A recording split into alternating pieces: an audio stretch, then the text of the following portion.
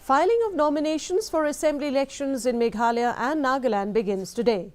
In Meghalaya, the first to file the nominations before the returning officers were NPP candidates and sisters Amperine Lingdo from East Shillong and Jasmine Lingdo from Nongthamai constituency.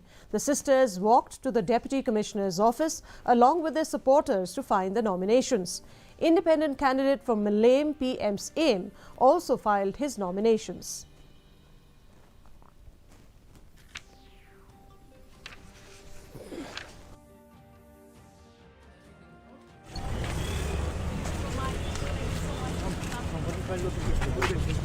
I chose the NPP because if I have to shift from the Congress because they showed me the door, I would like to go to a party which is firstly from the state. Secondly, must have the national presence, which the NPP does. Thirdly, I feel that the ideology of the NPP is close to the ideology of the Congress. It is not a political party. It believes in inclusive politics. It is a party which believes in grassroots politics.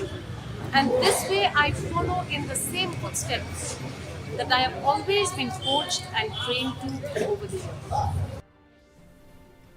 Meghalaya